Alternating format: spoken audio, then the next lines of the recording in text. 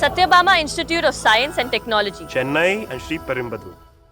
தமிழக வெற்றி கழகத்திலும் எங்களுடைய தலைவர் அவர்களையும் அண்டர் எஸ்டிமேட் பண்ணிக்கிட்டே இருங்க.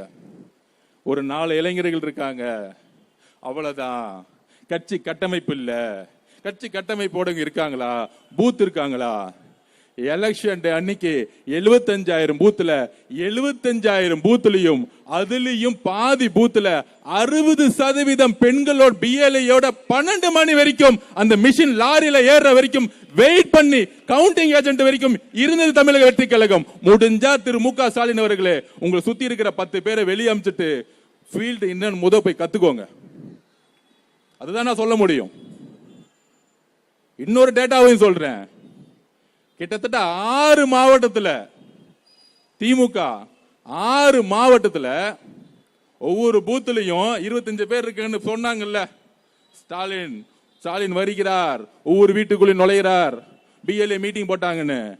6 மாவட்டத்தில் சில பூத்துகள்ல 10 ஓட்டு கம்மியா திமுக வாங்கியிருக்காங்க. உங்ககிட்ட பிஎல்ஏ ஓட்டு இருந்தா அட்லீஸ்ட் 25 ஓட்டு வாங்கியிருக்க மாட்டீங்க. அப்ப அவரை சுத்தி ஒரு பிம்பம், மு.க. ஸ்டாலின் அவர்களுக்கு ஒன்றும் தெரியறது இல்லை, ஒரு பிம்பத்தை உருவாக்கிடுறாங்க. இதெல்லாம் கவர்ச்சி. அதுக்கெல்லாம் காரணம் இன்ஸ்டாகிராம். இன்னும் ஒரு 75 வருஷ கட்சியோடைய ஒரு தலைவர் பேசுறாரு பாத்தீங்களா? தேர்தல் அரசியல்ல தோல்விட்டுறது காரணம் இன்ஸ்டாகிராம். அப்ப நம்ம ஒரு ஐடியா கொடுப்போம். அந்த இன்ஸ்டாகிராமோட ஓனர் பாம்பேல இருக்காரு, அவர் எடுத்துட்டு திமுக கட்சியில சேர்த்துக்கோங்க. பேஸ்புக்கோடைய ஓனர் எடுத்து திமுக கட்சியில் சேர்த்துக்கோங்க. வாட்ஸ்அப்போடைய ஓனர் எடுத்து திமுக கட்சியில் சேர்த்துக்கோங்க. திருப்பி திமுக 200 தொகுதியில் ஜெயிச்சிரும். அந்த 200 சொல்லட்டும், அதான் நமக்கு நல்லது. எப்பயுமே 200 தொகுதியில் வெல்வோம், 200 தொகுதியில் வெல்வோம். மக்கள் சைபரை கட் பண்ணி 20 தொகுதியில் ஜெயிச்சிருவாங்க. அப்படிதான் அனுப்புவாங்க. என்ன ஒரு தோல்வியற்ற பிறகு வெற்றி அடைந்த நம்பல் மக்களுக்கான திட்டங்கள்ல ஒவ்வொரு நாளும் முதலமைச்சருடைய கட்டளைப்படி, வழிகாட்டுதலின்படி போக்கஸ் பண்ணிட்டு இருக்கோம். ஆனா மைக் இருக்குன்னு திடீர்னு இளைஞர்ல ஜென்சி மீட்டிங்கா. தேங்க்யூ தலைவா. ரோடு பிளாக் ஆயிடும் நினைக்கிறேன். திடீர்னு ஜென்சி கூட்டம். இதே எலெக்ஷன் முன்னாடி ஜென்சின்னு சொல்லும் போது அதுக்கு வேற பேர் வச்சுட்டாங்க. ஜென்சியா? இவங்களுக்கு எல்லாம் என்னப்பா தெரியும்? 15 வயசு பசங்க, ஸ்கூலுக்கு போக சொல்லுங்க பசங்களை. ஆனா இன்னைக்கு ஜென்சி கூட்டத்தை போட்டுட்டு அதுல உட்கார்ந்து இருக்கிறவங்க எல்லாம் 60 வயசு. மேடை பேசவங்களுக்கு ஸ்கிரிப்ட் கொடுத்துட்டாங்க. பாவம் அந்த சின்ன பசங்க. அதுல இன்னொரு ரகசியம் சொல்றேன். என்கிட்ட கேட்டாங்க, அண்ணா நம்ம அறிவாலயம் பக்கம் ஜென்சி கூட்டம் போடுறாங்க, நாங்களும் கொஞ்சம் போயிட்டு வந்துடுறோம்னா ஒரு 1500 ரூபாய் கொடுக்குறாங்க. ஒரு தட்டி வில்லிவாக்கத்துல நான் பிரச்சாரம் பண்ணிட்டு இருந்தேன். இந்த ரோடா ஒரு 20 பேரை கொடியை பிடிச்சி அமிச்சிட்டு இருந்தாங்க. அதுல பாதி பேர் பெண்கள்.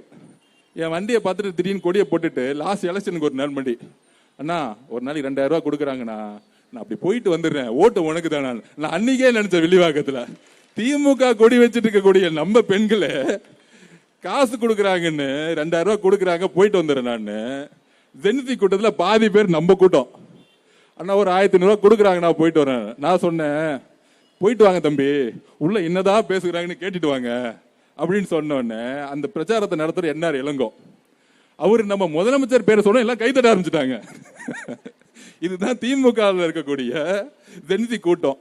அதுல 4 சின்ன பசங்களை பேச வச்சுட்டு ஏதாவது நல்ல கருத்தா பேச வச்சா பரவாயில்ல.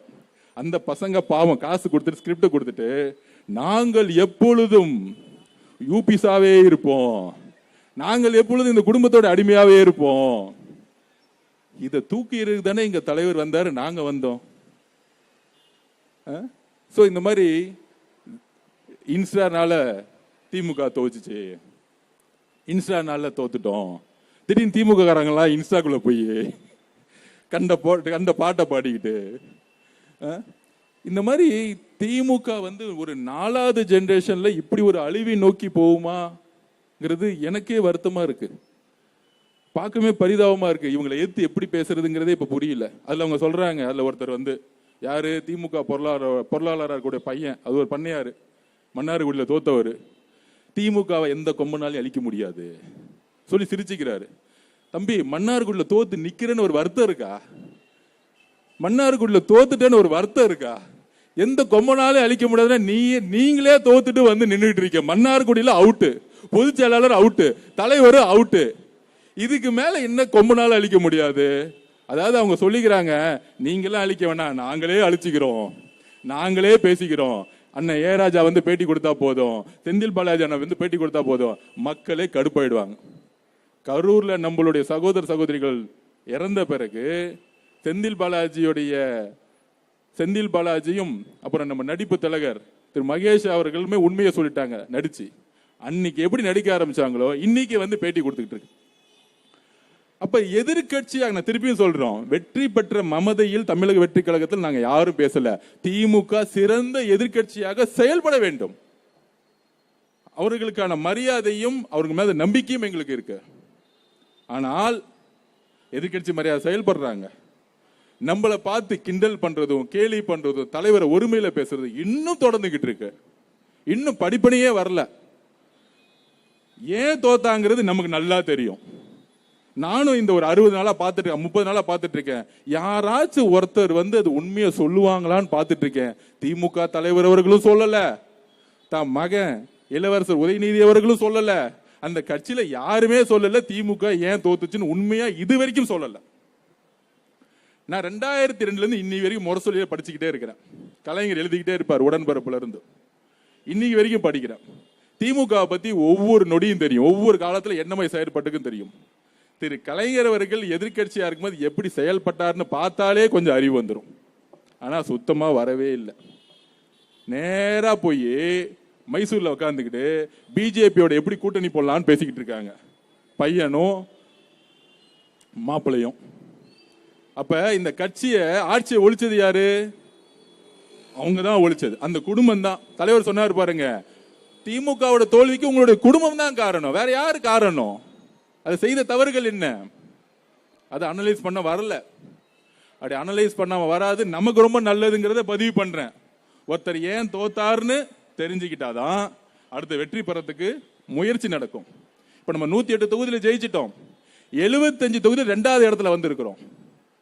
அதுல 30-40 தொகுதி 5000 ஓட்டுகளை தோத்துருக்கோம், 2000 ஓட்டு 100 ஓட்டு 500 ஓட்டுன்னு தோத்துருக்கோம். இத பொதுச் செயலாளர் அவர்களும் நாங்களும் ஒவ்வொரு நொடியும் இனிமேல் தேர்தல் நடந்தால் தலைவர் 200 தொகுதியில கூட்டணி கட்சியெல்லாம் சேர்ந்து 234 தொகுதிக்கு நம்ம கடுமையா வேலை செய்யணும். கடுமையா வேலை செய்யணும்னு இப்பல இருந்தே வேலையை ஆரம்பிச்சிட்டோம். அதற்கு அரசாங்கத்திற்கு கூடிய திட்டங்கள் நேர்மையாக நடக்கணும். தலைவர் சொல்லிட்டாரு, அதை செஞ்சு காமிக்கணும். தலைவர் வழிகாட்டிட்டாரு, செஞ்சு காமிக்கணும். இதை தவிர எங்களுக்கு எந்த வேலையும் கிடையாது. அப்ப தேர்தல் வெற்றி பிறகு என்ன சூழ்ச்சி நடந்துச்சு? அப்பயும் அவங்க திருந்தல. தமிழக வெற்றி கழகத்துல அக்கா வந்தாங்களே, அதிமுக வந்தவங்க ஏன் வந்தாங்க? ரிசல்ட் வந்துட்டே இருக்கு. 7 மணிக்கு 108 நிக்கிறோம், 10 மணி 108 நிக்கிறோம், 11 மணி 12 மணி கிடைக்கும், திருப்பி 108 நிக்கிறோம். நைட்டு 1 மணிக்கு திமுக தலைவர் மு.க. ஸ்டாலின் அவர்களும் தன்னுடைய மகன் உதயநிதி அவர்களும் அதுக்கப்புறம் இபிஎஸ் திரு பழனிசாமி அவர்களும் 2 பேரும் 1 மணி பேச ஆரம்பிச்சிட்டாங்க. என்ன பேசுறாங்க? நம்மளை பார்த்து குதிரை பேரை நடத்துறான்னு நினைக்கிறேன், இவங்க யானை பேரை நடத்திட்டு இருக்காங்க. நைட்டு உக்காந்துக்கிட்டு 2 பேரும் சேர்ந்து பிஜேபியோட சேர்ந்து தமிழக வெற்றி கழகத்துடைய தலைவரை முதலமைச்சர் உட்கார வைக்க கூடாது. இவ்வளவுதான் குறிக்கோள், வேற எந்த குறிக்கோளும் கிடையாது. புரட்சி தலைவி அம்மா அவர்கள் உருவாக்கிய இயக்கம், அந்த அம்மாவை ஜெயிலுக்கு அமைச்சு எல்லா விதமான கடைசி வரைக்கும் துன்பப்படுத்திய கட்சி திமுக. அந்த கட்சியோட திரு இபிஎஸ் அவர்கள் சேர்ந்து எப்படி முதலமைச்சரா உதயநிதி ஆவராரா இல்ல இபிஎஸ் ஆவராரா, இதுதான் 2 பேருக்குள்ள இருக்கக்கூடிய பேச்சுவார்த்தை. கடைசி வரைக்கும் இதுக்குள்ள எந்த வேலையும் முடியல. முடியாதனால நாங்கள் எதிர்கட்சியா இருக்கிறோம் ஒரு ஸ்டேட்மெண்ட் வந்துருச்சு.